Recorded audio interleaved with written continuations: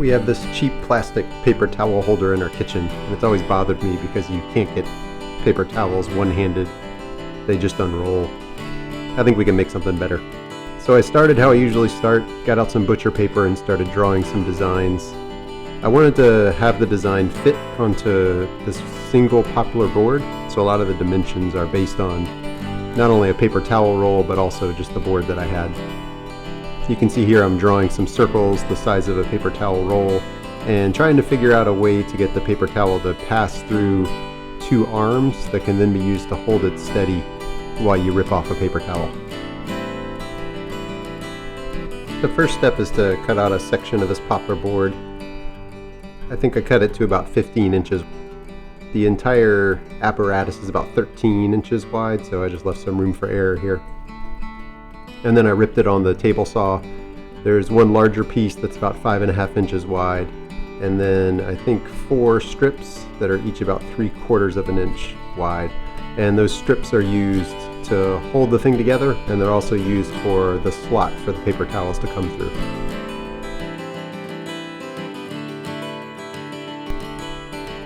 Since I wanted both sides of the holder to be the same, I drew up these patterns and printed them out and attached them to the Poplar with a glue stick. I don't think I've ever used a glue stick in woodworking before, but it worked really well. It held the pattern there as long as I wanted it, and then it let go when I needed it to. What I'm doing here is marking the sections that I'll need to cut out of the edges to accept the long rods that go across the holder. Then it's over to the bandsaw to cut out those patterns. We've got the corners that hold the braces, and then the rounded portion on the back.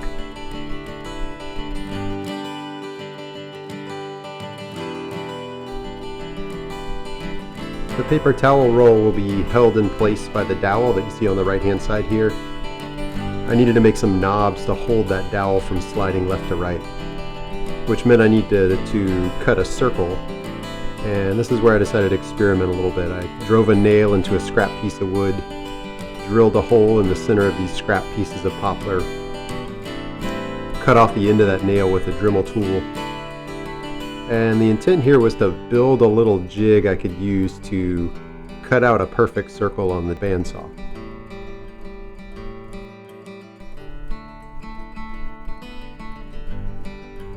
The theory here was you spin the disc and the bandsaw cuts evenly around the rotation point. I'm not sure it exactly worked. If I had a thicker bandsaw blade, it may have worked, but I don't know. I give this idea a C+. Might try it again, might not. The sanding part of it actually worked pretty well. I might do it again for trying to sand a perfect circle.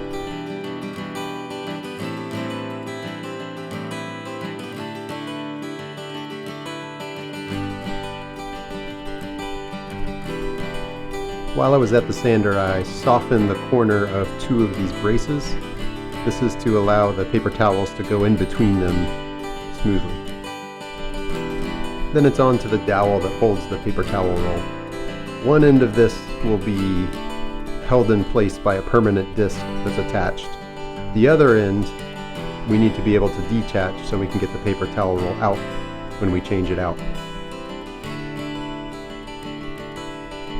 For that purpose, I put a insert into the other end of the dowel. So I found the center, drilled a large hole, used one of these 1/4-20 inserts, trying hard not to split the wood.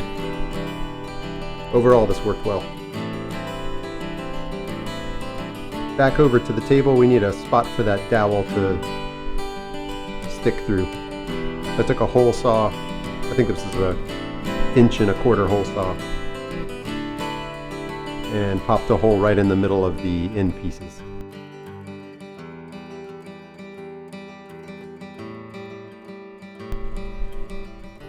Those are all the pieces, so now it's time for the first dry fit. The braces go on the bottom, which will attach to the cabinet. The 2 arms go on the front.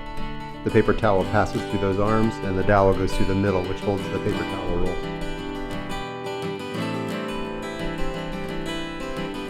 dry fit looked pretty good, so it was on to sanding. I just went over all the pieces with 180 grit. I spent most of my time trying to get the bandsaw marks out of the curve.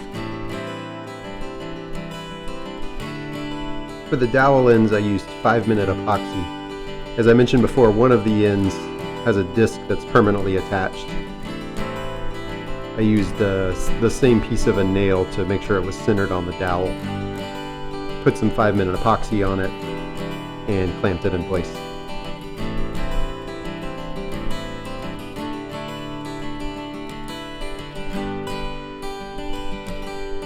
For the removable end, I use a Forstner bit to make an indent for the bolt to live. And then again use 5-minute epoxy to glue the head of that bolt into the disc.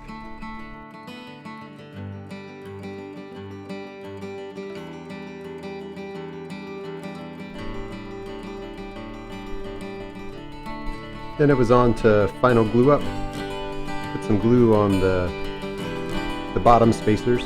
Those will be the top when I flip it over, obviously. And made sure to clamp it tight, and also make sure that the width was consistent all the way to the top. So I temporarily clamped in the spreader arms. I then reinforced those with some screws coming in from the top. Originally I'd planned to just glue them, but then I realized they won't be seen, they'll be up against the cabinet, so I may as well reinforce them. And I countersunk those screws. Since this will be up against the cabinet, we need those screws to sit flush with the surface.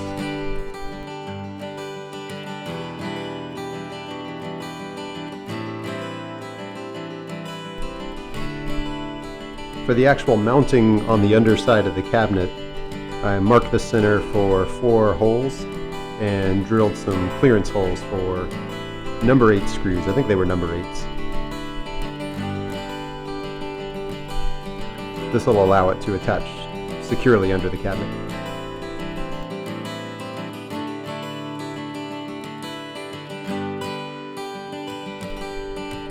The final pieces to attach were the spaced arms that the paper towels will go through. For this I got some long number 6 screws, 1.5 inches long. I clamped the 2 arms in place. I drilled a hole for number 6 screw all the way through both arms and into the edge pieces. And then I came back and drilled some clearance holes for number 6 just through the 2 arms.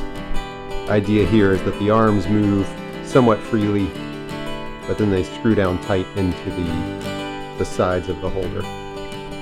The whole concept here is that I put 2 or 3 washers in between those arms, and that gives a gap that the paper towel can pass through. After some experimentation, I put 3 washers in, and that seems to work really well. In this footage here, I only had 2 washers in, and it was kind of tight. You can see for assembly, we screw the end onto the dowel, and here's the first test. It took a couple of tries. There's a bit of a trick to it. You want to grab the paper towels on the right side, pull it down, and then pull out. It works really well once you know that technique. One final round of sanding. There's always more sanding. And for this project, a coating of teak oil. I've been growing pretty fond of teak oil. I've used it on the last 2 or 3 projects, and it's hassle-free. I just rub it on with a rag, and it holds up pretty well. Really makes the contrast in the poplar come out.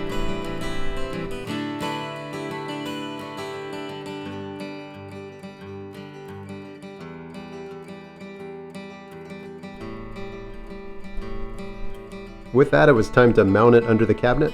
Like I said before, there are clearance holes for 4 number 8 screws. I think those had to be 3/4 inch or something like that.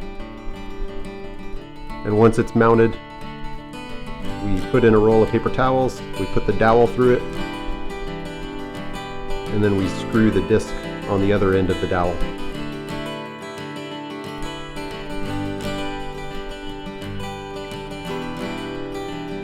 Feed the paper towels through the gap in the front.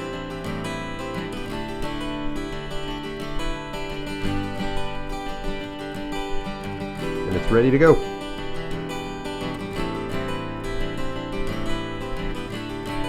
Here it is in action.